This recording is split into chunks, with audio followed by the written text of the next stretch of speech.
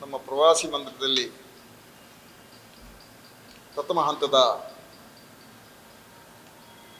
Building ಸಂಪೂರ್ಣ ಆಗ್ತಾ ಬಂದಿದೆ. ಬಿಲ್ಡಿಂಗ್ ಪ್ರಾರಂಭ ಆಗಿ 2 ವರ್ಷ ಕಳೀತು. ಇತ್ತೀಚೆಗೆ ಯಾವುದೋ ಡೇಟ್ ಹಾಕಿ ಅದಕ್ಕೆ ಟೆಂಡರ್ ಮಾಡಿಸ್ಕೊಂಡಿದ್ದಾರೆ. ಜಿಲ್ಲಾ ಮಟ್ಟದ ಅಧಿಕಾರಿಗಳಿಂದ ಪ್ರೆಷರ್ ಹಾಕಿಸಿ ಯಾರು ಕೂಡ ಅದಕ್ಕೆ ಟೆಂಡರ್ ಹಾಕಬಾರ್ದು, ಅದವರೇ ಹಾಕಬೇಕು ಅಂತ ಒತ್ತಾಯವನ್ನು ಮಾಡಿ ಆ ರೀತಿ ಇಮೇಲ್ ಕಂಪ್ನಿಯಲ್ಲಿ ಆಗಿದೆ. ಈಗ ಎರಡನೇ ಕಾಮಗಾರಿ, ಎರಡನೇ ಹಂತದ್ದು, ಈಗಲೂ ಕೂಡ ಅದೇ ಕಂಪನಿಯಿಂದ ಒಂದು ಕೆಲಸ ನಡೆಸ್ತಾ ಇದ್ದಾರೆ. ಇವತ್ತಿನವರೆಗೆ ಟೆಂಡರ್ ಆಗಿಲ್ಲ. ನಿಮ್ಮ ಎದುರಿಗೆ ನಾನು ಫೋನಲ್ಲಿ ಮಾತಾಡಿದ್ದೀನಿ, ಡೇಟ್ ಕೊಡಿ, ಡೇಟ್ ಕೊಡಿ, ಡೇಟ್ ಕೊಡಿ, ಡೇಟ್ ಕೊಡ್ತೇನೆ, ಡೇಟ್ ಕೊಡ್ತೇನೆ ಅಂತ ಹೇಳಿ ಅದನ್ನು ಕೂಡ ಅವರೇ ಮಾಡ್ತಾ ಇದ್ದಾರೆ. ಬೇರೆ ಕಾಂಟ್ರಾಕ್ಟ್ಗಳ ಮೇಲೆ ಭಾರಿ ಒತ್ತಡ ಆಗ್ತಾ ಇದೆ, ನೀವು ಇದಕ್ಕೆ ಹಾಕಬಾರ್ದು, ನೀವು ಹಾಕಿದ್ರೆ ನಿಮ್ಗೆ ತೊಂದರೆನೂ ಆಗ್ತದೆ, ಮುಂದೆ ನೀವು ಯಾವುದೇ ಇದಕ್ಕೆ ನಿಮಗೆ ಅವಕಾಶ ಕೊಡೋದಿಲ್ಲ ಅಂತ ಹೇಳುವಂಥ ಒತ್ತಡವನ್ನು ಹಾಕಿ ಈಗ ಅದರ ಕಾಮಗಾರಿ ನಡೀತಾ ಇದೆ. ಈ ರೀತಿ ಬೋಗಸ್ ಟೆಂಡರ್ಗಳನ್ನೆಲ್ಲ ಮಾಡಿ ಅದು ಕೂಡ ಜಿಲ್ಲೆಯ ಇತರ ಯಾವ ಭಾಗದಲ್ಲೂ ಈ ರೀತಿ ನಡೀತಾ ಇಲ್ಲ. ಬೆಳ್ತಂಗಡಿ ತಾಲೂಕಿನಲ್ಲಿ ಮಾತ್ರ ಯಾರು ನಮ್ಮ ಶಾಸಕ ಹರೀಶ್ ಪೂಂಜಾ ಅವರ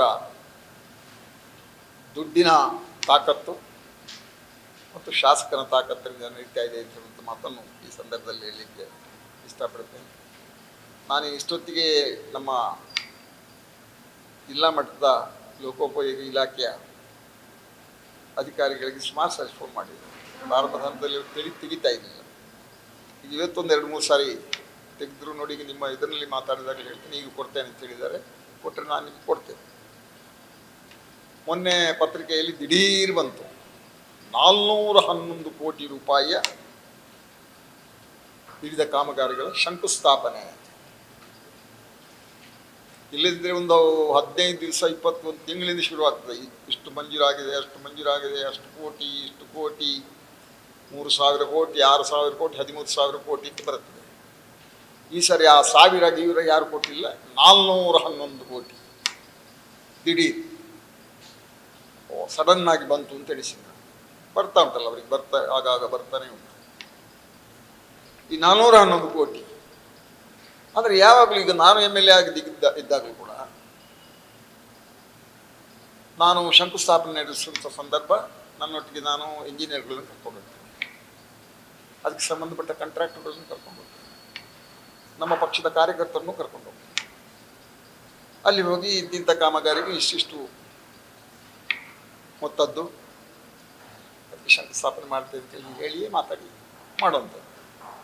ಆದರೆ ಈ ಸಾರಿ ವಿಶೇಷ, ಬೆಳ್ತಂಗಡಿಯಲ್ಲಿ ಶಾಸಕ ಹರೀಶ್ ಪೂಂಜಾರ್ ಹೋಗೋ ಸಂದರ್ಭ ಯಾವನೇ ಒಬ್ಬ ಇಂಜಿನಿಯರ್ ಇಲ್ಲ, ಯಾವನೇ ಒಬ್ಬ ಕಾಂಟ್ರಾಕ್ಟರ್ ಇಲ್ಲ.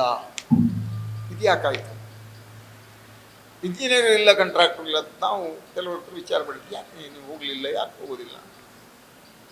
ಆಗ ಅಪಸ್ವರ ಬಂತು, ಹೆಚ್ಚಿನದಕ್ಕೆ ಅದಕ್ಕೆ ಟೆಂಡರ್ ಆಗಲಿಲ್ಲ. ಕೆಲವು ಕಾಮಗಾರಿ, ಹೆಚ್ಚಿನ ಕಾಮಗಾರಿ ಮಂಜೂರಾತಿಯೇ ಆಗಲಿಲ್ಲ. ಇದು ಇಲೆಕ್ಷನ್ ಗಿಮಿಕ್ ಅಂತ ಗೊತ್ತಾಯ್ತು. ಈಗ ಇಲೆಕ್ಷನ್ ಈಗ 10 ದಿವಸನ 12 ದಿವಸದಲ್ಲಿ 15 ದಿವಸ ಒಳಗೆ ಈಗ ಡಿಕ್ಲೇರ್ ಆಗ್ತದೆ. ಆ ಡಿಕ್ಲೇರ್ ಆಗಿ 411 ಕೋಟಿದ್ದು ನಾನು ಮಂಜೂರು ಮಾಡಿದ್ದೇನೆ ಅಂತ ಹೇಳಿ ಕಳೆದ ಸಾರಿ ಪಂಚಾಯತ್ ಚುನಾವಣೆ ಆಗುವ ಸಂದರ್ಭದಲ್ಲಿ ಮನೆಗೆ ಹೋಗಿದ್ದಾರೆ. ನೀವು BJPಯವರಿಗೆ ನೀವು ಮತ ಹಾಕಿದರೆ ನಿಮ್ಮ ಭಾಗದಲ್ಲಿ ನಿಮ್ಮ ಬೇಡಿಕೆ ಉಂಟು, ಇಂತಿತ್ತ ಕಾಮಗ ಅದೆಲ್ಲವನ್ನು ನಾನು ಮಾಡಿಸಿಕೊಡ್ತೇನೆ. ಈ ಸಾರಿ ಆ ಭಾಗಕ್ಕೆ ಹೋಗ್ಲಿಕ್ಕಿಲ್ಲ. ಎಲ್ಲೆಲ್ಲ ಆಶ್ವಾಸನೆ ಕೊಟ್ಟಿದ್ದಾರೆ, ಕೆಲವು ಒಂದು ಬೆರಳೆಣಿಕೆದ್ದು ಕೆಲವು ಕಡೆ ಆಗಿದೆ, ಉಳಿದಲ್ಲಿ ಎಲ್ಲೂ ಕೂಡ ಆ ಕಾಮಗಾರಿ ಆಗಿದೆ. ಅದೇ ರೀತಿ ಈ ಇಲೆಕ್ಷನ್ ಗಿಮಿಕ್ಗೋಸ್ಕರ ಈ ರೀತಿ ಮಾಡಿದ್ದಾರೆ. ನಮ್ಮ ಸಂಬಂಧಪಟ್ಟ ಇಂಜಿನಿಯರ್ಸ್ ಇಲ್ಲ, ಕಾಂಟ್ರಾಕ್ಟ್ಸ್ ಇಲ್ಲ. ಆ ರೀತಿ ಶಂಕುಸ್ಥಾಪನೆ ನಡೆದಿದೆ ಅಂತ ಹೇಳುವಂಥ ಮಾತನ್ನು ಈ ಸಂದರ್ಭದಲ್ಲಿ ಹೇಳಲಿಕ್ಕೆ ಇಷ್ಟಪಡ್ತೇನೆ. ಈಗ ನಾವು ಎಲ್ಲ ಇಲಾಖೆಗೆ ಮಾಹಿತಿ ಹಕ್ಕಿನಲ್ಲಿ ನಾವು ಬರ್ಕೊಂಡಿದ್ದೇವೆ, ಎಲ್ಲ ಮಾಹಿತಿ ಕೊಡಬೇಕು ಅಂತ. ಅದು 10 ಇಲೆಕ್ಷನ್ ಡಿಕ್ಲೇರ್ ಆದ ನಂತರ ಬರ್ತದೆ, ಅದರ ಮೊದಲು ಬರ್ತಾ ಗೊತ್ತಿಲ್ಲ, ಬರ್ತದೆ. ಬಂದ ಸಂದರ್ಭದಲ್ಲಿ ನಾನು ಫ್ರೀ ಇದ್ದೇನೆ, ನಾನು ಇಲೆಕ್ಷನ್ಗೆ ಇನ್ನು ಹೋಗೋದಿಲ್ಲ. ನಿಮ್ಮ ಹತ್ರ ಮಾತಾಡ್ತಾ ಇದ್ದೇನೆ, ಪೂಂಜರ ಹಣೆ ಬರ ಹೇಳ್ತಾ ಇರ್ತೇನೆ, ನೀವು ಬರಿತಾ ಇದ್ರೆ ಆಯ್ತು. ನೀವು ಬರೀಲಿಕ್ಕೆ ಪುರುಷೋತ್ತು ಉಂಟ ಇಲ್ಲೂ ನಂಗೆ ಗೊತ್ತಿಲ್ಲ, ಪುರುಷೋತ್ತು ಮಾಡಿದರೆ ಒಳ್ಳೇದು. ಏನು ಹೇಳ್ತೇನೆ ಬರೆದು ಬಿಡಿ ಅಂತ ಹೇಳುವಂಥ ವಿನಂತಿಯನ್ನು ಈ ಸಂದರ್ಭದಲ್ಲಿ ಮಾಡಲಿಕ್ಕೆ ಇಷ್ಟಪಡ್ತೇನೆ. ಕಾಂಟ್ರಾಕ್ಟ್ಗಳಿಗೂ ನಾನೊಂದು ಎಚ್ಚರಿಕೆಯನ್ನು ಕೊಡ್ತೇನೆ. ಮುಂದೆ ಕರ್ನಾಟಕ ರಾಜ್ಯದಲ್ಲಿ ನನ್ನ ಕಾಂಗ್ರೆಸ್ ಪಕ್ಷದ ಸರ್ಕಾರ ಅಧಿಕಾರಕ್ಕೆ ಬರ್ತದೆ, 100ಕ್ಕೆ 100 ಸತ್ಯ ಅಂತ ಹೇಳುವಂಥ ಮಾತನ್ನು ಅಧಿಕಾರಕ್ಕೆ ಬಂದರೆ ಯಾರೆಲ್ಲ ನೀವು ಬೋಗಸ್ ಕೆಲಸ ಮಾಡಿದ್ದೀರಿ ನಿಮಗೆ ತೊಂದರೆ ಆಗ್ತದೆ. ಆ ತೊಂದರೆಗೆ ಸಿಲುಕಬಾರದು ಅಂತ ಹೇಳುವಂಥ ಎಚ್ಚರಿಕೆಯನ್ನು ನಾನು ಎಲ್ಲ ಕಾಂಟ್ರಾಕ್ಟ್ಗಳಿಗೆ ಈ ಸಂದರ್ಭ ಮಾಡ್ತೇನೆ. ನಮ್ಮ ಸರ್ಕಾರಕ್ಕೆ ಅಧಿಕಾರಕ್ಕೆ ಬಂದರೆ ಇದೆಲ್ಲವನ್ನ ನಾನು ತನಿಖೆ ಮಾಡಿಸ್ತೇನೆ, ಎಲ್ಲವನ್ನು ತನಿಖೆ ಮಾಡಿಸ್ತೇನೆ. ಅವ್ರ ಮೇಲೆ ಏನೆಲ್ಲ ರೀತಿಯ ಕ್ರಮಗಳನ್ನು ಕೈಗೊಳ್ಳಿಕ್ಕೆ ಸಾಧ್ಯ ಉಂಟೋ ಎಲ್ಲ ಕ್ರಮಗಳನ್ನು ಕೈಗೊಳ್ತೇನೆ ಅಂತ ಹೇಳುವಂಥ ಮಾತನ್ನು ಈ ಸಂದರ್ಭದಲ್ಲಿ ಹೇಳ್ತೇನೆ. ಆದ್ದರಿಂದ ಕಾಂಟ್ರಾಕ್ಟ್ಗಳವರು ಸ್ವಲ್ಪ ಎಚ್ಚರಿಕೆ ವಹಿಸಬೇಕು ಅಂತ ಹೇಳುವಂಥ ಮಾತನ್ನು ಈ ಸಂದರ್ಭದಲ್ಲಿ ಹೇಳಲಿಕ್ಕೆ ಇಷ್ಟಪಡ್ತೇನೆ. ಅಕ್ರಮ ಸಕ್ರಮ ವಿಶಿಷ್ಟವಾದ ನಮ್ಮ ತಾಲೂಕು. ಒಟ್ಟಿಗೆ ಇಡೀ ತಾಲೂಕಿನಲ್ಲಿ ನಾನು ತಿಳಿದ ಮಟ್ಟಿಗೆ ತಾಲೂಕು ಆಫೀಸ್ನಲ್ಲಿ 1 ಬೈಠಕ 2 ಬೈಠಕ ನನಗೆ ಸರಿ ಗೊತ್ತಿಲ್ಲ, ಹೆಚ್ಚಿನ ಅಂಶ 1 ಬೈಠಕ ಆಗಿದೆ. ಅದು ಕೂಡ ಬಾಗಿಲು ಹಾಕಿ ಬೀಗ ಹಾಕಿ, ಅಲ್ಲಿ ಪೊಲೀಸ್ ಇತ್ತ, ಗನ್ಮ್ಯಾನ್ ಈಗ ಬಂದದ್ದು ಹೋಗಿದ್ದೆ, ಏನಿಟ್ಟುಕೊಂಡು ಬೀಗ ಹಾಕಿದ್ದಾರದು ಗೊತ್ತಿಲ್ಲ. 10 ಬಾಗಿಲು ಹಾಕಿ ಆ ಕೋಣೆಯೊಳಗೆ ಅಕ್ರಮ ಸಕ್ರಮದ ಬೈಠಕ ಆಗಿದೆ. ನಾನು 5 ಬಾರಿ MLA ಆದವ, ಸಾವಿರಾರು ಅಕ್ರಮ ಸಕ್ರಮ ಬೈಠಕನ್ನು ನಾನು ನಡೆಸಿದ್ದೆ. ಈ ರೀತಿಯ ಮೂರ್ಖತನವನ್ನು ನಾನು ಪ್ರದರ್ಶನ ಮಾಡಿಲ್ಲ ಅಂತಿರುವಂಥ ಮಾತನ್ನು ಈ ಸಂದರ್ಭದಲ್ಲಿ ಸಾರ್ವಜನಿಕವಾಗಿ ಎಲ್ಲ ಬಾಗಿಲು ಎಲ್ಲ ಓಪನ್ ಇಟ್ಟೆ, ಎಲ್ಲ ಸಾರ್ವಜನಿಕರುಗಳಿಗೆ ಬಂದು ಕೂತ್ಕೊಳ್ಳುವಂಥ ಅವಕಾಶವನ್ನು ಚಾರ್ ಇಲ್ಲದೆ ಚಾರ್ ತರಿಸಿಕೊಡ್ತಿದ್ದೆ, ಕೂತ್ಕೊಳ್ಳಿದ್ದೆ. ಸಾರ್ವಜನಿಕರ ಸಮ್ಮುಖದಲ್ಲಿ ಎರಡೂ ಕಡೆಯವರನ್ನು ಕೇಳಿ, ಅಧಿಕಾರಿಗಳನ್ನು ಕೇಳಿ ಆ ಮೂಲಕ ಮಂಜೂರು ಮಾಡಿಕೊಡುವಂಥ ಕೆಲಸವನ್ನು ನಾನು ಮಾಡ್ತಿದ್ದೆ. ರಿಜೆಕ್ಟ್ ಮಾಡೋದು ರಿಜೆಕ್ಟ್ ಮಾಡ್ತಿದ್ದೆ. ಇದು ಬಾಗಿಲು ಹಾಕಿ ಮಾಡುವಂಥ ಕೆಲಸವನ್ನು ಮಾಡಿದ್ದಾರೆ. ಅದು ಯಾಕೆ ಅಂತ ನಮ್ಗೆ ಗೊತ್ತಿಲ್ಲ. ಅದರ ನಂತರ ಆದ ನಂತರ ಇವತ್ತಿನವರೆಗೂ ಒಂದು ಸಿಟ್ಟಿಂಗ್ ಆಗಲಿಲ್ಲ. ಈಗ ಮೊನ್ನೆ ದಿಢೀರ್ ಶುರುವಾಗಿದೆ, ಇವತ್ತಿನ ಶುರುವಾಯಿತು ಅಂತ ಕಾಣುತ್ತೆ. ನಿನ್ನೆಯಿಂದ ಬೆಳಿಗ್ಗೆ 7 ಗಂಟೆಗೆ ಪ್ರತಿ ಪಂಚಾಯತ್ನಲ್ಲಿ ನಾನು ತಹಶೀಲ್ದಾರಿಗೆ ಕೇಳಿದೆ, ಯಾರ್ಯಾರ ಮನೆಯಲ್ಲೆಲ್ಲ ಸಿಟ್ಟಿಂಗ್ ಉಂಟು ಅಂತ. ಮನೆಯಲ್ಲಿಲ್ಲ ಸರ್. ಹೌದು ಉಂಟಂತೆ, ಕೆಲವು ಕಾರ್ಯಕರ್ತರ ಮನೆಯಲ್ಲೂ ಇಟ್ಟಿದ್ದಾರಂತೆ, ಪಂಚಾಯತ್ನಲ್ಲೂ ಇಟ್ಟಿದ್ದಾರಂತೆ, ಮತ್ತು ಮೈದಾನದಲ್ಲೂ ಇಟ್ಟಿದ್ದಾರಂತೆ. ಅದು ಏನು ಇದೆಲ್ಲ ಎಂಥದ್ದು ಹರಾಜು ಮಾಡೋದಂಥದ್ದು ಅಂತ ಕೇಳಿದೆ. ಇಲ್ಲ ಪಂಚಾಯತ್ನಲ್ಲಿ ಇರಬೇಕು, ಅದು ಮತ್ತೆ ನಿಗದಿ ಮಾಡೋದು MLA ನನಗೂ ಗೊತ್ತಿದೆ, ನಾನು 5 ಬಾರಿ ಶಾಸಕನಾಗಿದ್ದವ, ನನಗೆ ಗೊತ್ತಿದೆ. ಅದು ನಿಮ್ಮ ಗಮನಕ್ಕೆ ಬಂದಿದೆ ಇಲ್ವ ಅಂತ ನಾನು ಕೇಳುವಂಥದ್ದು ಅಂತ ಕೇಳಿದೆ. ಇಲ್ಲ ಗೊತ್ತಿದೆ, ಬೆಳಿಗ್ಗೆ ಶುರುವಾಗ್ತದೆ, ರಾತ್ರಿ ತನಕ ನಡೀತದೆ. ಅಲ್ಲಿಗೆ ಏನು ಮಾಡಿದ್ದಾರೆ ಅಂತೇಳಿದರೆ, ಈ ಗುಮ್ಕಿದ್ದು ಮಾಡಿಕೊಡ್ತೆ ಅಂತ ಚುನಾವಣೆ ಸಂದರ್ಭ, ಪಂಚಾಯತ್ ಚುನಾವಣೆ ಸಂದರ್ಭ ಎಲ್ಲರಿಗೂ ಹೇಳಿದ್ದಾರೆ. ಹೇಳಿದ್ದು ಬಿಡಿ, ಎಲ್ಲರ ಹತ್ರ ದುಡ್ಡು ತಗೊಂಡಿದ್ದಾರೆ. ಇವರಲ್ಲ, ಏಜೆಂಟ್ಗಳು. ಆ ಗ್ರಾಮದ ಶಕ್ತಿ ಕೇಂದ್ರದ ಅಧ್ಯಕ್ಷ ದುಡ್ಡು ಕಲೆಕ್ಷನ್ ಮಾಡಲಿಕ್ಕೆ, ಇಲ್ಲದ್ರೆ ಕೆಲವು ಗ್ರಾಮದಲ್ಲಿ ಕೆಲವು VAಗಳನ್ನು ಏಜೆಂಟ್ ಆಗಿ ಮಾಡಿದ್ದಾರೆ. ಉದಾಹರಣೆಗೆ ನಮ್ಮ ಬಾರ್ಯದಲ್ಲಿ ಜಯಚಂದ್ರ ಅಂತ, ನಾನು ನನ್ನ ಸಿಟ್ಟಿಂಗ್ ಆಗೋ ಸಂದರ್ಭದಲ್ಲಿ ನನ್ನ ಸಿಟ್ಟಿಂಗ್ ಬರ್ತಿದ್ದರು, ನಾನು ಸಿಟ್ಟಿಂಗ್ ಹೊರಗೆ ಹಾಕಿದೆ. ಆ ಮನುಷ್ಯನನ್ನು ಲಕ್ಷಗಟ್ಟಲೆ ಕಮಿಷನ್ ಏಜೆಂಟ್ ಆಗಿ ಕೆಲಸ ಮಾಡ್ತಿದ್ದಂತೇಳಿ ಆ ಜಯಚಂದ್ರನ ಹೊರಗೆ ಹಾಕಿದೆ. ಆ ಮನುಷ್ಯ ಊರಿನಲ್ಲಿ ಒಂದು ದೊಡ್ಡ ಫೈನಾನ್ಸ್ ಕಂಪನಿಯನ್ನು ಪ್ರಾರಂಭ ಮಾಡಿದೆ. ಇದು ಪೂಂಜರ ಕಲೆಕ್ಷನ್ ದುಡ್ಡು 5 ಲಕ್ಷ 2 ಲಕ್ಷ 10 ಲಕ್ಷ ರೂಪಾಯಿ ಕಲೆಕ್ಷನ್ ಮಾಡ್ತಾ ಇದೆ. ಫೈನಾನ್ಸ್ ಊರಿನಲ್ಲಿ ನಡೀತಾ ಇದೆ. ಆ ರೀತಿಯಲ್ಲಿ ನೋಡಿ ಇವರು ಪಾಪ ನಮ್ಮ ಹೆಸರು ತೋಟತ್ತಾಡಿ ಗ್ರಾಮದ ವೆಂಕಟರಮಣ ಗೌಡ, ಇವರ ಊರಿನಲ್ಲಿ ಒಬ್ಬ BJP ಪಕ್ಷದ ಕಾರ್ಯಕರ್ತ ಇದ್ದಾನೆ, ಅವನ ಹೆಸರು ಮೋಹನ್ ಗೌಡ.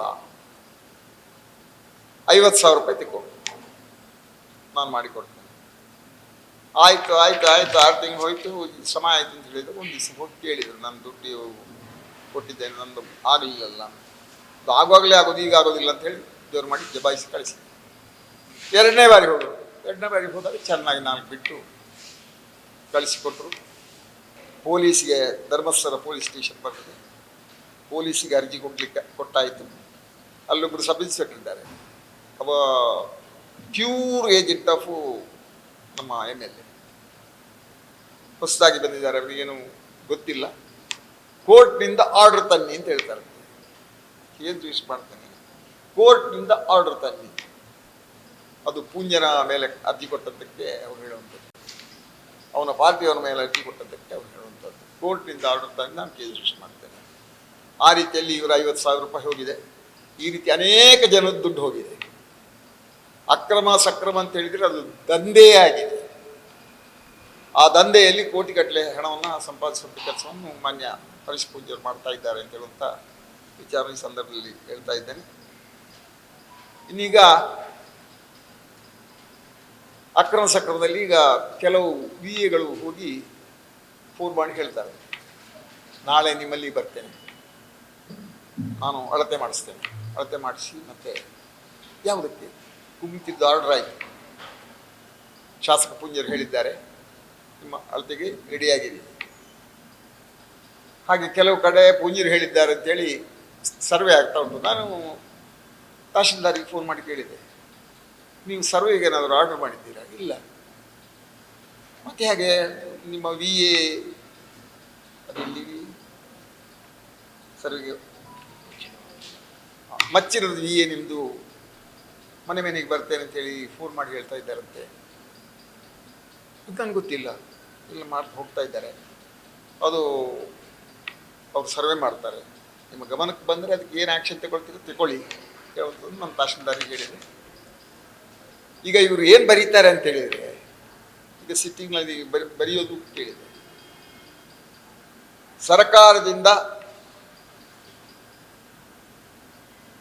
ಕುಮ್ಕಿ ಜಮೀನನ್ನು ಕೊಡಲಿಕ್ಕೆ ಕಾನೂನು ಬಂದ ನಂತರ ಆ ಸಂದರ್ಭ ಕಡತವನ್ನು ಮಂಡಿಸುವುದು ಮಂಜೂರು ಮಾಡಲಾಗುವುದು. ಇದು ಇವರಿಗೆ ಹಿಂಬರ, ಪೂಂಜರ ಹಿಂಬರ. ಹೀಗೆ ಬರೆದು ಸಿಗ್ನೇಚರ್ ಕೊಡಿ.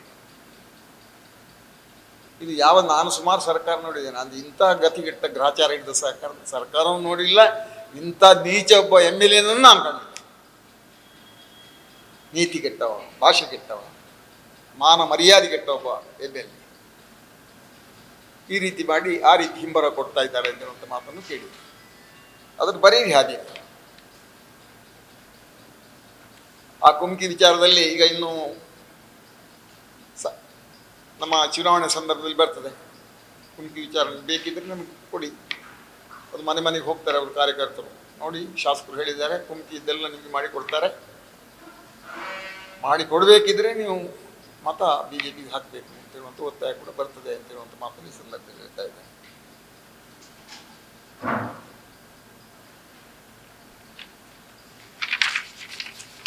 ಮತ್ತು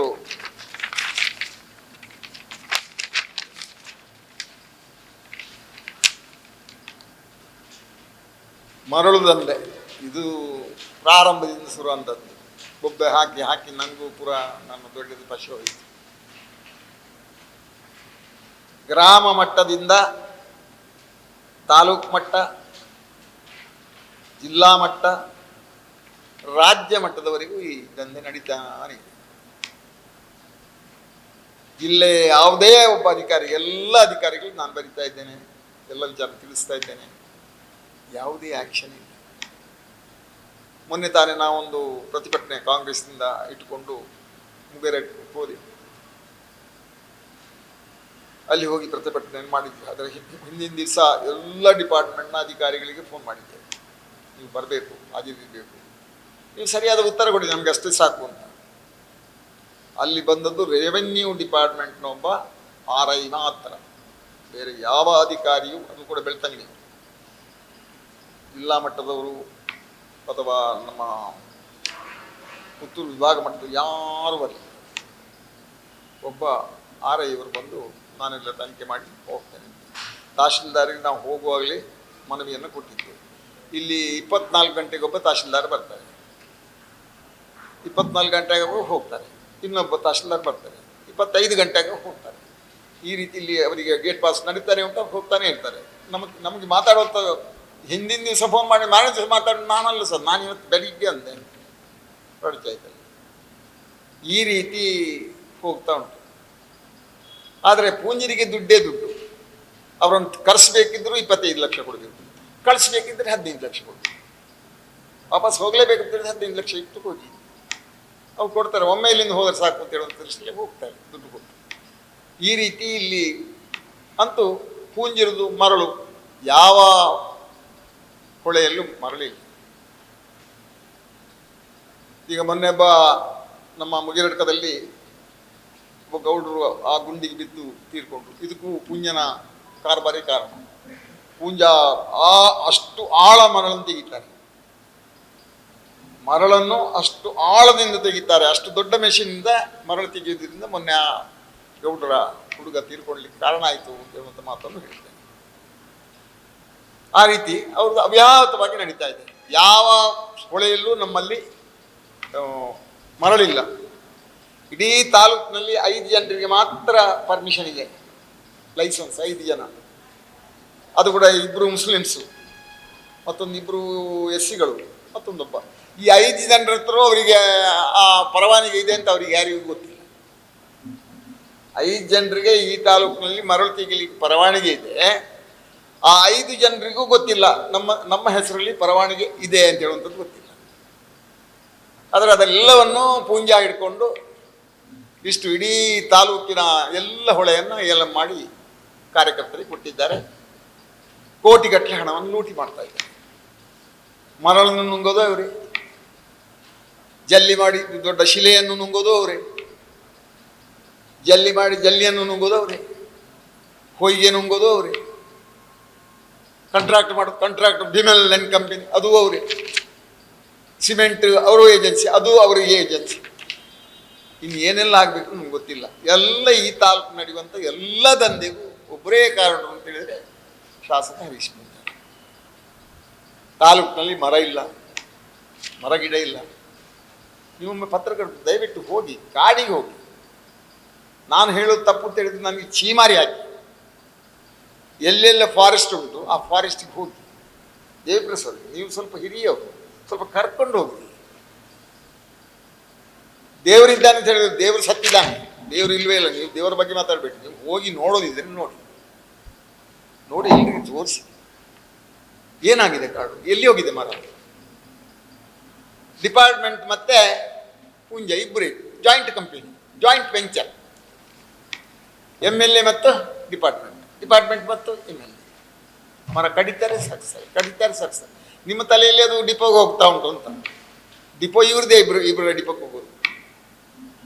ಆ ರೀತಿ ಈಗ ಮರ ಹೋಗಿ ಹೋಗಿ ಹೋಗಿ ನಿಮ್ಗೆ ಹೆಚ್ಚಿನವರಿಗೆ ಮದುವೆ ಆಗಿರ್ಬೇಕು. ಇನ್ನು ಮದುವೆ ಆಗೋದು ಇದ್ದೀರಿ, ನಿಮ್ಮ ಮಕ್ಕಳು, ನಿಮ್ಮ ಮರಿಮಕ್ಕಳು, ನಿಮ್ಮ ಮೊಮ್ಮಕ್ಕಳು ಎಲ್ಲ ಬದುಕಬೇಕಿದ್ರೆ ಈ ರೀತಿ ಪೂಂಜ ಇನ್ನೊಂದು ಆವೃತ್ತಿಯಲ್ಲಿ MLA ಆದರೆ ಬೆಳ್ತಂಗಡಿ ತಾಲೂಕಿನಲ್ಲಿ ನಮ್ಮ ಮರಿಮಕ್ಕಳು ಬದುಕಲಿಕ್ಕೆ ಅವಕಾಶ ಇಲ್ಲ ಅಂತ ಹೇಳುವಂಥ ಸ್ಪಷ್ಟ ವಿಚಾರವನ್ನು ಹೇಳ್ತಾರೆ. ಮತ್ತು ಇಲ್ಲಿ ಅದರ ಆಕ್ಸಿಜನ್ ಒಂದು ದೊಡ್ಡ ಇದನ್ನೇ ಹಾಕಿ ಅದರಲ್ಲಿ ಮೆಷಿನ್ನಲ್ಲಿ ಕೊಡಬೇಕು ಎಲ್ರಿಗೂ ಆಕ್ಸಿಜನ್. ಈಗ ಗಿಡ ಮರ ಕೊಡ್ತಾ ಉಂಟು ನಮಗೆ, ನಾವು ಕೊಡುವಂಥ ಆಮ್ಲಜನಕವನ್ನು ಹೀರ್ತಾ ಉಂಟು, ಆಮ್ಲಜನಕವನ್ನು ಹೊರಗೆ ಕೊಡ್ತಾ ಉಂಟು. ಮರನೇ ಇಲ್ಲ ಇದ್ರೆ ಮತ್ತೆ ಎಲ್ಲಿ ಹೊರತು. ಬೆಳ್ತಂಗಡಿ ತಾಲೂಕಿನಲ್ಲಿ ಆ ಸ್ಥಿತಿಗೆ ಬಂದಿದೆ. ಒಂದೊಂದು ಏರಿಯಾದಲ್ಲಿ ಹೋದರೆ, ಈಗ ಮೊನ್ನೆ ಬಂಗಾಳ ಲೈನಿಗೆ ಹೋಗೋದಾಗ ಒಂದು ಲಾರಿ ಹೋಗ್ತಾ ಉಂಟು, ಅದರ ಹೆಸರೇನಿಲ್ಲ, ಗುರುವಾಂಕೆರೆ ಲಾರಿ. ಅದು ಎಲ್ಲಿ ಹೋಗ್ತದೆ ಅಲ್ಲಿ ಮರ ಕಡಿತಾ ಉಂಟು. ಅಲ್ಲಿ ವಿಚಾರಿಸಿದಾಗ ಲಕ್ಷ್ಮಣ್ ಗೌಡ್ರಿಗೆ ಕೇಳಿದೆ, ಎಲ್ಲಿ ಅದು ಎಲ್ಲ ಹೋಗಿದೆ, ಗೌರ್ಮೆಂಟ್ ಜಾಗ ಎಲ್ಲ ಖಾಲಿಯಾಗಿದೆ, ಮರ ಇಲ್ಲ ಇಲ್ಲಿ. ಲಾರಿದೊಂದು ಹೆಸರುಂಟು, ಬಾಲಕೃಷ್ಣ ಶೆಟ್ಟಿ ಅಂತ ಓನರ್ನ ಹೆಸರು. ಇದು ಪೂಂಜ ಆ್ಯಂಡ್ ಕಂಪನಿ. ಅದು ಅಲ್ಲಿ ಕತ್ತೆ ಹೋದಲ್ಲಿ ಮತ್ತೆ ಅಂತಿಲ್ಲ, ಕತ್ತೆ ಹೋದಲ್ಲಿ ಮತ್ತೆ ಮೇವಿಲ್ಲ ಅಂತ. ಈ ಪೂಂಜ ಮತ್ತೆ ಆ ಬಾಲಕೃಷ್ಣ ಶೆಟ್ಟಿ ಹೋದಲ್ಲಿ ಮತ್ತೆ ಯಾವುದೂ ಇಲ್ಲ, ಮರವೂ ಇಲ್ಲ, ಗಿಡನೂ ಇಲ್ಲ, ಹೋದರೂ ಸಮೇತ ನುಂಗ್ತಾರೆ. ಆ ರೀತಿ ಇಡೀ ತಾಲೂಕಿನ ಲೂಟಿಯಾಗಿದೆ. ಮರ ಇಲ್ಲ, ಗಿಡ ಇಲ್ಲ, ಇನ್ನು ಪೊದರು ಇಲ್ಲ ಅಂತ ಆ ರೀತಿ ಕದ್ದು ಮಾರಾಟ ಆಗ್ತಾ ಇದೆ. ದಯವಿಟ್ಟು ಇದನ್ನು ಮಾಡಿ, ನಿಮ್ಮ ಮಕ್ಕಳು ಮರಿ ಮಕ್ಕಳಿಗಾದರೂ ಒಂದು ಸಹಾಯ ಮಾಡಿ.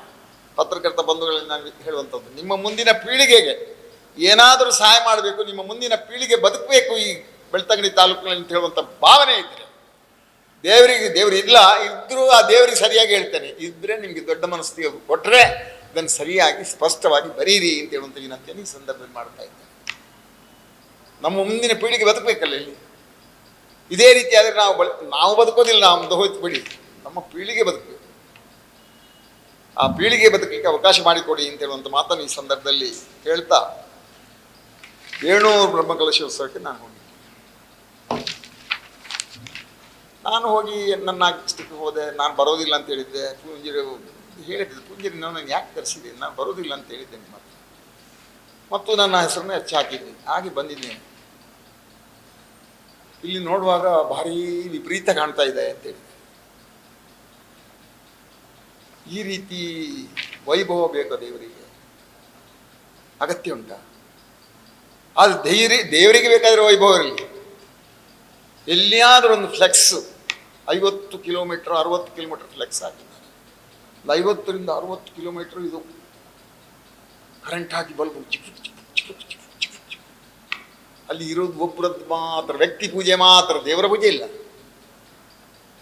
ಶಾಸಕ ಪೂಂಜರದ್ದು ಮಾತ್ರ ಫೋಟೋ ಇದೆ ಹೊರತಾಗಿ ಬೇರೆ ಯಾವ ಮನುಷ್ಯಂದು ಇಲ್ಲ. ವ್ಯಕ್ತಿ ಪೂಜೆ ನಡೆದಿದೆ. ನಾನು ಕೇಳಿದ ಪ್ರಕಾರ 2 ಕೋಟಿಗೂ ಮಿಕ್ಕಿ ಈ ವ್ಯಕ್ತಿ ಪೂಜೆಗೆ ಖರ್ಚಾಗಿದೆ. ನಾನಲ್ಲಿ ಹೇಳಿದೆ, ಪೂಂಜರೆ ಇಂಥ ವೈಭೋಗ ಬೇಕಾ ದೇವರಿಗೆ? ದೇವರು ಈ ವೈಭೋಗ ಮಾಡಬೇಕು ಅಂತ ಹೇಳಿದ್ದಾರಾ? ಇಲ್ಲಲ್ವ. ಸಾಧಾರಣವಾಗಿ ವೈಭೋಗ ಮಾಡುವುದಿತ್ತು, ಸಾಕಿತ್ತು. ಸಾರ್ವಜನಿಕರ ದುಡ್ಡು ಈ ರೀತಿ ಪೂಲ್ ಮಾಡುವಂಥದ್ದ. ಮತ್ತೆ ಬಾಕಿ ಆದರೆ ಈಗ ನೋಡುವಾಗ 1 ಕೋಟಿಗೂ ಮಿಕ್ಕಿ ಬ್ರಹ್ಮಕಲಶೋತ್ಸವ ಸಮಿತಿ ಮತ್ತೆ ನಮ್ಮ ಜೀರ್ಣೋದ್ಧಾರ ಸಮಿತಿ, ಎರಡರಲ್ಲಿ ಒಟ್ಟಿಗೆ 1 ಕೋಟಿಗೂ ಮಿಕ್ಕಿ ಸಾಲ ಆಗಿದೆ. ಎಲ್ಲ ಇವರು ಹೋದಲ್ಲಿ ಎಲ್ಲ ಜೀರ್ಣೋದ್ಧಾರ ಸಮಿತಿಯಲ್ಲೂ ಸಾಲ, ಬ್ರಹ್ಮಕಲಶೋತ್ಸವ ಸಮಿತಿಯಲ್ಲೂ ಸಾಲ. ಅಡಿಗೆಯವರಿಗೆ ಕೊಡ್ಲಿಕ್ಕಿಲ್ಲ, ಬೇರೊಬ್ಬರಿಗೆ ಕೊಡ್ಲಿಕ್ಕಿಲ್ಲ, ಅವ್ರಿಗೆ ಕೊಡ್ಲಿಕ್ಕಿಲ್ಲ, ಇವ್ರಿಗೆ ಕೊಡ್ಲಿಕ್ಕೆ. ಪಾಪ ಅಲ್ಲಿ ಒಬ್ಬರು ಅಧ್ಯಕ್ಷರಿದ್ದಾರೆ ಬೇಣೂರಿನಲ್ಲಿ, ಒಬ್ಬರು ಬ್ರಾಹ್ಮಣರು. ಅವರು ಪಾಪ ದೇವರಿಗೆ ಸರಿಯಾಗಿ ಅವರು ಇನ್ನೊಬ್ಬರು ಮತ್ತೊಬ್ಬರು 3 ಜನ ಸೇರಿ 3 ಲೋನ್ ಮಾಡಿದ್ದಾರೆ. ಯಾವುದರಲ್ಲಿ? ಬ್ಯಾಂಕ್ನಲ್ಲಿ ಲೋನ್ ಮಾಡಿ ದೇವಸ್ಥಾನಕ್ಕೆ ಖರ್ಚು ಮಾಡಿದ್ದಾರೆ. ಅವರಿಗೆ 3 ಜನಕ್ಕೂ 3 ನಾಮ ಆಗಿದೆ. 1 ಕೋಟಿಗೂ ಮಿಕ್ಕಿ ಅಲ್ಲಿ ಬಾಕಿ ಇದೆ. ಯಾರಿಗೆಲ್ಲ ಬಾಕಿ ಮಾಡಿದ್ದಾರೆ ಇನ್ನು ಲೆಕ್ಕ ನೋಡ್ಬೇಕಲ್ಲ, ಲೆಕ್ಕ ಹಾಕ್ತಾರೆ ಉಂಟು, ದಿವಸ ಲೆಕ್ಕ ಆಗ್ತಾ ಉಂಟು. ಅಂತೂ ದೇವರ ಹೆಸರಲ್ಲೂ ಮೋಸ, ಬ್ರಹ್ಮಕಲಶೋತ್ಸವದಲ್ಲೂ ಮೋಸ, ಆಚೆ ಜೀರ್ಣೋದ್ಧಾರದಲ್ಲೂ ಮೋಸ, ಎಲ್ಲದರಲ್ಲೂ ಮೋಸ. ನಮ್ಮ ಓಡಿನಾಳದಲ್ಲಿ ಒಂದು ದೇವಸ್ಥಾನ ಆಯಿತು. ನಾನು ಕೊನೆಯ ಹಂತದಲ್ಲಿ ನಾನೇ ಹೋಗಲಿಲ್ಲ, ನನಗೆ ನಾಚಿಕೆ ಆಗಿ ಯಾವ ಕಾರ್ಯಕ್ರಮಕ್ಕೆ ಹೋಗಲಿಲ್ಲ. ಅಲ್ಲಿ ಒಬ್ಬರು ಭಟ್ರಿಗೆ ಪಾಪ ಅವ್ರದ್ದು 3-4 ಕಡೆದು ಬಾಕಿ ಉಂಟು, ಇದು 5ನೇ ಕಡೆ ಮುಂದೆ ಸಿಗ್ತದೆ ಅಂತ ಅಲ್ಲಿ ದೊಡ್ಡ ಒಂದು ಹೊಂಡ ತೋಡಿಕೊಟ್ಟಿದ್ದಾರೆ. ಅಲ್ಲಿ ಹೇಳಿದ್ರು, ನನಗೆ ಸಾಕು, ನಾನು ಇಲ್ಲಿವರೆಗೆ ನಿಮ್ಮ ಹಿಂದೆ ಬಂದೆ, ನಾನು ಅಲ್ಲಿದ್ದು ಹೊಸಲಾಗ್ತದೆ, ಇಲ್ಲಿದ್ದು ಹೊಸಲಾಗ್ತದೆ, ಇದ್ದೊಂದು ಹೋಗ್ದು ತೊಂದರೆ ಇಲ್ಲ ಅಂತ ಹೇಳುವಂಥ ರೀತಿಯಲ್ಲಿ ಬಂದೆ. ಇನ್ನು ನಾನು ನಿಮ್ಮ ಹಿಂದೆ ಬರೋದಿಲ್ಲ, ನನಗೆ ದೇವರು ಕೊಟ್ಟದ್ದು ಸಾಕು ಅಂತೇಳಿ ಅವರು ಮುಂದೆ ಬೇಣೂರಿಗೂ ಮತ್ತು ಹಳದಂಗಡಿಗೆ ಅವ್ರು ಹೋಗಲಿಲ್ಲ. ಹಳದಂಗಡಿ ಅಡಿಕೆ ಕೆಲಸಕ್ಕೆ ಹೋಗಲಿಲ್ಲ. ಇದನ್ನು ನೀವು ಹೋಗಿ ತಿಳ್ಕೊಂಡು, ನಾನು ಈಗ ಹೇಳುವಂಥದ್ದೆಲ್ಲ ಬೋಗಸ್ ಇರ್ಬೋದು. ನೀವು ಸ್ವತಃ ಹೋಗಿ ಎಲ್ಲ ದೇವಸ್ಥಾನಕ್ಕೆ ಹೋಗಿ ಯಾರಿಗೆಲ್ಲ ಬಾಕಿ ಇದೆ ಏನಿದೆ ಅಂತೇಳಿ ನಿಮ್ಗೆ ಹೇಳ್ತಾರೆ, ನಿಮ್ಗೆ ಗೊತ್ತಾಗ್ತದೆ. ಅದನ್ನು ಪತ್ರಿಕೆಯಲ್ಲಿ ಹಾಕಿ. ಇದೆಲ್ಲ ಆಗಬಾರ್ದು. ಈ ರೀತಿ ದೇವರ ಹೆಸರಲ್ಲಿ ಮೋಸ ಮಾಡುವಂಥದ್ದು ನಡೀಬಾರ್ದು. ಈ ರೀತಿ ಎಲ್ಲ ತೊಂದರೆ ನಡೀತಾ ಉಂಟು ಅಂತ ಹೇಳುವಂಥ ಮಾತನ್ನು ಈ ಸಂದರ್ಭದಲ್ಲಿ ಹೇಳಲಿಕ್ಕೆ ಇಷ್ಟಪಡ್ತೇನೆ. ಈಗ ಬೆಳ್ತಂಗಡಿ ತಹಸೀಲ್ದಾರರು ಕಡತಕ್ಕೆ ಸಹಿ ಹಾಕೋದಿಲ್ಲ. ಯಾರು ಹಾಕೋದಪ್ಪ? ಈಗ 5, 6, 7, 8 ಎಷ್ಟಾಯಿತು, ಬರ್ತಾರೆ ಹೋಗ್ತಾರೆ. ಈಗ ಇವರು ಈ ರೀತಿ ಎಲ್ಲ ಮಾಡಿ ಕುಮ್ಕಿಯನ್ನು ಮಂಜೂರು ಮಾಡಿಕೊಟ್ರೆ ಅವರ ಸಿಗ್ನೇಚರ್ ಆಗ್ತಾರೆ. ಅವರು ಅಕ್ರಮ ಸಕ್ರಮದಲ್ಲಿ ಸರಿಯಾಗಿದ್ದ ಮಾತ್ರ ಸಿಗ್ನೇಚರ್ ಆಗ್ತಾರೆ, ಬೇರೆ ಯಾವುದಕ್ಕೂ ಸಿಗ್ನೇಚರ್ ಹಾಕೋದಿಲ್ಲ. ಆ ಸ್ಥಿತಿ ಆಗಿದೆ. ನಮ್ಮ ತಾಲೂಕಿನ ಬಡವರು ಎಲ್ಲಿಗೆ ಹೋಗಿರು ಈ ಕಾರ್ಬಾರ್ನಿಂದ? ಇಷ್ಟೆಲ್ಲ ಮೋಸ ಮಾಡಿ ಚುನಾವಣೆಯಲ್ಲಿ ಪುನಃ ಗೆಲ್ಲಿಕ್ಕೆ ಕುತಂತ್ರವನ್ನು ಮಾಡಿದ್ದಾರೆ ಮಾನ್ಯ ಹರೀಶ್ ಪೂಂಜಾರು. ಅವರು ದೇವರು ಇದ್ದಾನೋ ಇಲ್ವೋ ನನ್ನ ಲೆಕ್ಕದಲ್ಲಿ ದೇವರಿಲ್ಲ. ದೇವರಿಗೆ ಕಣ್ಣಿಲ್ಲ, ಮೂಗಿಲ್ಲ, ಬಾಯಿ ಇಲ್ಲ, ಕಿವಿ ಇಲ್ಲ, ಯಾವುದಿಲ್ಲ. ಇದ್ರೆ ಇದಕ್ಕೆ ಶಾಪ ಅಂತ ಉಂಟು. ಒಬ್ಬರು ದೇವ್ರು ಶಾಪ ಕೊಡ್ತಾರೆ. ಶಾಪ ಕೊಟ್ಟರೆ ಅವನಿಗೆ ಅರ್ಥ ಆಗ್ತೋ ನನಗಿದು ಈ ರೀತಿಯಿಂದ ಶಾಪ ಬಂತು ಅಂತ. ಈಗ ನಾನು ತಪ್ಪು ಹೇಳಿದ್ರೆ ನನಗೂ ಶಾಪ ಬರ್ತದೆ, ನನಗೂ ಶಾಪ ಕೊಡೋದು ಇಲ್ವೋ? ಅಲ್ಲ, ಪೂಂಜರಿಗೆ ಕೊಡೋದೇ ಇಲ್ವೋ? ಎಲ್ಲಿಯಾದರೂ ಅದಕ್ಕೆ ಹೈಕೋರ್ಟ್ನಿಂದು ಇಂಜೆಕ್ಷನ್ ತಂದಿದ್ದಾರೋ ಅಂತ ಏನು ಗೊತ್ತಿಲ್ಲ. ಹೈಕೋರ್ಟ್ ಇಂಜೆಕ್ಷನ್ ಕೊಡ್ತಿದೆ, ಅದಕ್ಕೇನೋ ತಂದಿರಬೇಕು. ಇಲ್ಲಿದ್ರೆ ಒಂದಲ್ಲ ಒಂದು ರೀತಿಯಿಂದ ದೇವರಿದ್ದರೆ ಅದಕ್ಕೆ ಶಾಪ ಕೊಡಬೇಕು. ಅದು ತಿಳ್ಕೊಳ್ಳಿ ದೇವಿ ಪ್ರಸಾದ್. ಹೈಕೋರ್ಟ್ನಿಂದ ಇಂಜೆಕ್ಷನ್ ಏನಾದರೂ ಬಂದಿದ್ದೋ, ಅಲ್ಲೇ ನಮ್ಮ ಕೋರ್ಟಿಂದ ಈ ಕೋರ್ಟಿಂದ ಇಂಜೆಕ್ಷನ್ ಬಂದಿದ್ದೋ, ಅಂತೂ ತಾಲೂಕಿನಲ್ಲಿ ಈ ರೀತಿ ಲೂಟಿ ಆಗ್ತಾ ಇದೆ, ಅನ್ಯಾಯ ಆಗ್ತಾ ಇದೆ, ಬಡವರಿಗೆ ತೊಂದರೆ ಆಗ್ತಾ ಇದೆ. ಇದೆಲ್ಲ ಆಗುವಂಥದ್ದು ನಮ್ಮ ತಾಲೂಕಿನ ಶಾಸಕ ಹರೀಶ್ ಪೂಂಜಾರಿ ಅಂತ ಹೇಳುವಂಥ ಹೇಳಿ ದೇವರಲ್ಲಿ ನಾನು ಪುನಃ ಇಲ್ಲದಿದ್ದರೂ ಪ್ರಾರ್ಥನೆ ಮಾಡೋದು, ಸ್ವಾಮಿ ದೇವರಿಗೆ ಸ್ವಲ್ಪ ಒಳ್ಳೆ ಬುದ್ಧಿ ಕೊಟ್ಟು ಇನ್ನು ಇರುವಷ್ಟು ಕಾಲ ಒಂದು ಒಳ್ಳೆ ರೀತಿಯಲ್ಲಿ ಈ ತಾಲೂಕನ್ನು ನಡೆಸ್ಕೊಂಡು ಹೋಗಲಿ ಅಂತ ಹೇಳುವಂಥ ಪ್ರಾರ್ಥನೆಯನ್ನು ದೇವರಿಗೆ ಮಾಡಿ ತಮಗೆಲ್ಲ ವಂದಿಸಿ ನಾನು ಮಾತನ್ನು ನೋಡಿ. ಕೂವೆಟ್ನ ಹತ್ರ ಹೋಗಿದೆ. ಕೂವೆಟ್ಟು ಗ್ರಾಮದ ಕೂವೆಟ್ಟು ಮನೆ ಅಂತ ಉಂಟು, ಅಲ್ಲಿ ಪಕ್ಕದಲ್ಲಿ ಹೋಗಿದೆ. ಮತ್ತು ರೋಡ್ ಸೈಡ್ನಲ್ಲಿ ಎಲ್ಲೆಲ್ಲ ಮರ ಕಡ್ದಿದ್ದಾರೆ. ಈಗ ಎನ್ಹಾನ್ಸ್ಮೆಂಟ್ ಆಫ್ ರೋಡ್ ಆಗಿದೆ ಅಲ್ಲ, ಅಲ್ಲಿ ಇದು ಕಟ್ಟಿಗೆ ಮಾತ್ರ ಡಿಪೋಕ್ಕೆ ಹೋಗಿದೆ, ಉಳಿದೆಲ್ಲ ಮಾರಾಟ ಆಗಿದೆ. ಯಾವ ಇದರಲ್ಲಿ ಫಾರೆಸ್ಟ್ ಡಿಪಾರ್ಟ್ಮೆಂಟ್ನ ಪ್ಲಾಂಟೇಶನ್ ಉಂಟು, ಹೆಚ್ಚಿನ ಪ್ಲಾಂಟೇಶನ್ ಕಡಿತಾ ಆಗಿದೆ. ಅದು ಕೂಡ ಬೆಳ್ತಂಗಡಿ ರೇಂಜಿಗೆ ಸಂಬಂಧಪಟ್ಟ ಹೆಚ್ಚಿನ ಪ್ಲಾಂಟೇಶನ್ ಕಳೆದಾಗಿದೆ. ನಾನು ಅದನ್ನು DF ಹೋಗಿ ಹೇಳಿದೆ. DF ಬಂದು ನಾನು ಇಮಿಡಿಯೇಟ್ ನಿಲ್ಸೇನೆ ಅಂತ ಹೇಳಿದರು. ಅವ್ರು ಬಂದು ಇಲ್ಲಿ ಅಲ್ಲಿ ಇಲ್ಲಿ ತಿರ್ಸರು ಎಲ್ಲಿ ಕಾಣಿಸಲ್ಲಿ ನಾನು ನೋಡ್ತಾ ಇದ್ದೇನೆ ಸರ್, ನೋಡ್ತಾ ಇದ್ದೇನೆ ಅಂತ ಅಷ್ಟೊತ್ತಿಗೆ ಟ್ರಾನ್ಸ್ಫರ್ ತಗೊಂಡು ಹೋಗಿ ಆಯಿತು. ಅದರ ನಂತರ ನಾನು ತೆಗೆದು ಬೆಂಗಳೂರಿನ ಲೇಡಿ ಇದ್ದಾರೆ, ಭಾರಿ ಪವರ್ಫುಲ್ ಲೇಡಿ, ಅವ್ರಿಗೆ ಹೇಳಿದೆ ನೋಡಿ ನೀವಾದರೂ ಬಂದು ಒಂದು ಇದನ್ನು ಹಿಡಿದಿದ್ರೆ ಬೆಳೆದಿತ್ತು. ಅವರು ಬಂದರು ಮೇಡಮ್, ಬರುವಾಗ ಭಾರಿ ಫೋರ್ಸ್ನಲ್ಲಿ ಬಂದಿದ್ದಾರೆ. ಹಿಂದೆ ಹೋದ ಹೆಂಗಸು ಎಲ್ಲಿಗೆ ಹೋಗಿದೆ ಅಂತ ನನಗೆ ಗೊತ್ತಾಗ, ನನಗೆ ಸಿಕ್ಕೋದೇ ಇಲ್ಲ ಈಗ ಹೆಂಗಸು. ನಾನು ಫೋನ್ ಮಾಡಿದರೆ ಫೋನೇ ಎತ್ತಾ ಇಲ್ಲ, ಏನು ಮಾಡೋದು? ಅದು ಹೆಂಗಸು ಈ ರೀತಿ ಮಾರ್ಗದ ಬದಿದ್ದು ಹೋಯ್ತು.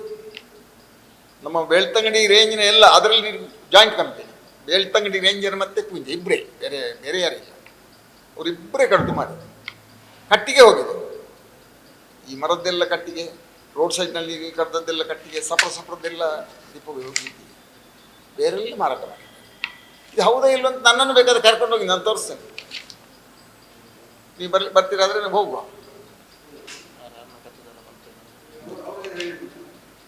ಅಲ್ಲ ಈಗ ನಂದನ್ನು ಕೇಳಿ ಮತ್ತೆ ಅವ್ರಿಗೆ ಹೇಳಿ ಆಯ್ತು ಸಾಕಾ? ಹಾಂ ಹಾಂ ಈದಲ್ಲ ಹೊಂಟರ ತುಲ್ಟೆ ಬನ್ನಿ, ತೊಂದರೆ ಎಂಚಿನ ಆಡಿರಿ ಬನ್ನಿ. ಆಗ ಮಂತೂರು ಬೇಂಡಿರು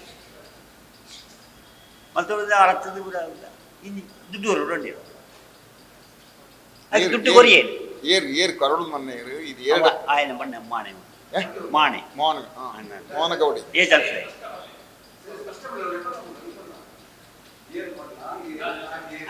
ಮಾಣೆ ಬಣ್ಣೆ ಮಾಣೆ ಹಿಂಗಲ್ಲ ಅಂತದೆ BJP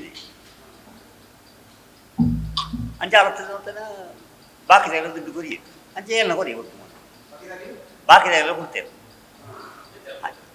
ಅಲ್ಪ ಹಿಂಗಲ್ಲ 4 ಮಂದಿ 2 ಜನ ಕೊಡ್ತೇವೆ. 20 ರೂಪಾಯಿ ಹೊರ ಹೊರಿಯ ಅನ್ನ ಪಿರಪ್ಪ ಎನ್ನ ಸಿಟ್ಟಿಂಗ್ ಆಪ್ ನೋಡಿ 30 ಸಾವಿರ ಪಿರಪ್ಪ ಇತ್ತು ಅಂಚೆ 50 ಸಾವಿರ ಕೈಪಲ್ ಕೇನು ಇತ್ತೇನೆ 8% ಈಗ ಇನ್ನು ಅಪ್ಪನ ಎಲ್ಲ ಇಂಚನೆ ಪಂಡ ಪೊಂಜಿನ ಹಿಂಗಲ್ಲ ಪೊಂಜೆ ಈ ಪೊಂಜೆ ಹಿಂಗಲ್ಲ ಏರ್ನ ಪಂಡೆ ಪಂಡದನಗ ಪಣ್ಣದ ಒಂದು ಇಲ್ಲಡ ಬತ್ತು ಪುಂಜೆಗೆ ಜೂರು ಅಂತ ಅದೊಂದು ಉದ್ಯಾನವನ ಒಂದು ತಿಟ್ಟಿತ್ತು ಉದ್ಯಾನವನ ಅಡೆ ಕೋರಿದಾರ ಬರ್ತವೆ ಕೋರಿದಾರ ಬತ್ತ ನನಗೆ ಆಯಲ್ಲ ಬರ್ತಡೆ ಈ ಮಾಣೆಲ್ಲ ಮತ್ತು ನನಗೆ ಪುಂಜೆಗೆ ದಯ ಜೋರು ಒಂದು ಇಲ್ಲಡ ನಿಕ್ಕಂಡೆ ಅವು ಅಂಚೆ ಪಣ್ಣವೇನ ಆಯ್ತು ಈಗ ಅಂಚೆಂಗೆ ಪೆಟ್ಟು ಹೊರಟು ರಾತ್ರಿ ಒಣಸು ಮಕ್ಕಳು ಬಣ್ಣಾಗ ಏನು ಮಾಡ್ತೀವಿ ಬಣ್ಣಾಗ ಮಾರ್ಗಳು ಗಡ್ಡ ಹಾಂ ಒರಿಯುತ್ತೆ ಆಗಲೂ ಜನ ಐತಾರೆ ಆಗಲಿ ಒರಿಯತ್ತ ಆಗಲು ఆయన ಮೆಗ್ಗಿ ಒರಿ ಆಗಲಿ ಇಜಿ ఆయన ಕಂಪ್ಲೇಂಟ್ ಕೂಡ ಒರಿಯ ಕಂಪ್ಲೇಂಟ್ ಕೂಡ ಸಾಲ ಆಯ್ತು ಅವು ಜೂನ್ದನ್ನು 30 ಸಾವಿರ ಕೊಟ್ಟು 500 ತುಂಬ 20 ಸಾವಿರ 500 ತುಂಬಿ ಕೊಡು ಕರೆಕ್ಟ್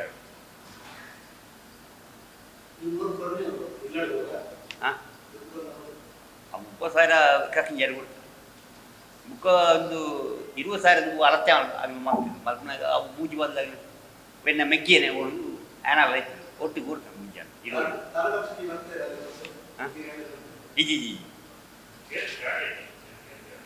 ಒಂಜಿ ಎಕರೆ ರಾಜ್ಯ